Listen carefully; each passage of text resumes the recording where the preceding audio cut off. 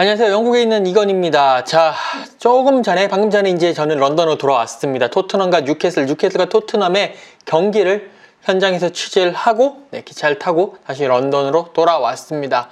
아쉬운 상황이었죠. 토트넘 입장에서는 다 이긴 경기였는데 막판 5분을 버티지 못하고 결국 동점골을 내주고 말았습니다. 토트넘이 뉴캐슬 원정을 가서 2대2로 비기면서 승점 1점 추가에 그쳤습니다. 토트넘은 이 경기를 이겼다면 첼시와 승점 51로 똑같아지고요. 골 득실에서 첼시에게 앞서면서 4위로 올라갈 수 있었거든요. 그런데 이것을 결국 마지막에 동점골을 허용을 하면서 승점 1점 추가에 그쳤습니다. 그러면서 승점 49로 첼시와 2점 차 5위에 머무르고 말았습니다.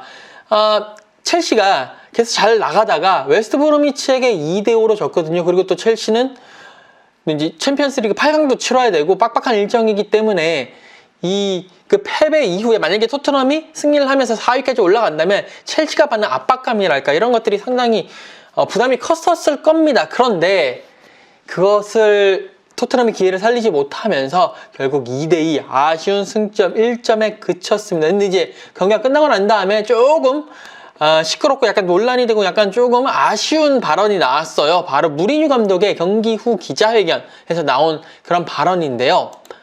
무리뉴 감독은 이제 뭐 여러 가지 이야기를 하다가 경기를 끝낼 수 있었던 기회가 있지 않았느냐라는 이제 질문을 받고 여러 가지 이야기를 했습니다. 그러면서 막 손흥민 선수를 좀 아쉬움을 표현을 했어요.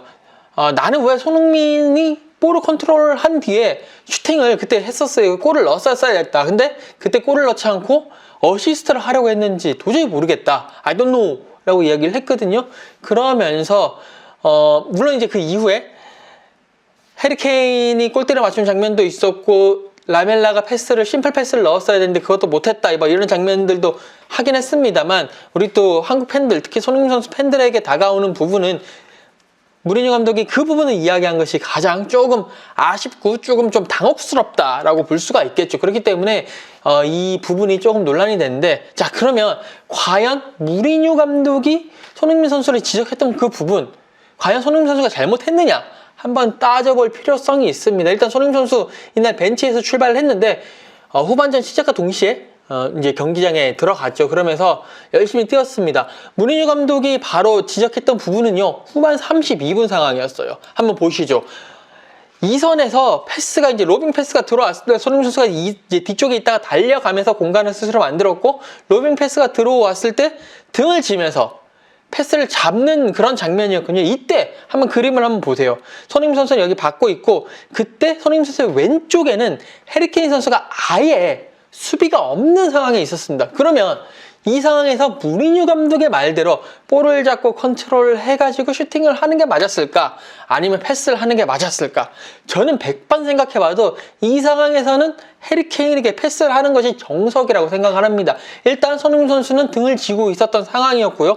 손흥민 선수 뒤에는 수비수들이 2명이나 붙어 있었습니다. 손흥민 선수가 볼을 잡았을 때 그러면 이제 2명에 있는 수비수가 있죠. 그리고 그 옆에 있는 수비수도 따라 붙을 거란 말이에요. 그렇기 때문에 이때는 차라리 바로 패스를 하면서 해리 케인에게 골 찬스를 만들어주는 것이 정석이다라고 볼 수가 있거든요.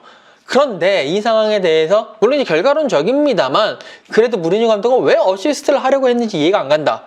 저는 왜 무리뉴 감독이 그 말을 했는지 이해가 안 가는 그런 상황이다. 여기서는 누가 뭐래도 해리 케인 선수한테 패스를 해주는 게 맞고, 여기서 조금 아쉬운 부분은 손흥민 선수의 패스가 아쉬웠죠. 여기서 바로 다이렉트로 패스를 했는데 그것이 조금 약하면서 결국 해리 케인에게 가지 않고 바로 이제 수비수에게 가는 그런 상황이었어요. 그게 좀 아쉬웠을 뿐이지, 뭐 예를 들어서 무리뉴 감독이 그게 이제 패스가 약했기 때문에 차라리 그러지 말고 끌다가 뭐 이렇게 해서 하면 되지 않았겠냐, 그런 의도로 얘기를 했다라고 하면 약간의 이해의 여지는 있겠습니다만 그런 얘기도 아니었던 것 같고, 결과론적으로 그때 그 찬스에서 네가 골을 넣었어야 되는데 왜 골을 못 넣었냐 이런 식으로 얘기를 했는데 이건 좀 아닌 것 같아요. 이 장면 하나만 보더라도 손흥민 선수의 패스 그 의도는 완전 이 상황에서는 정말 정석대로 간 거고 그게 맞는 거고요. 만약에 여기서 바로 골을 넣으려고 한다면 이거를 오는 거를 손흥민 선수는 바로 다이렉트로 이제 패스를 넣어줬거든요. 그러지 말고 오는 걸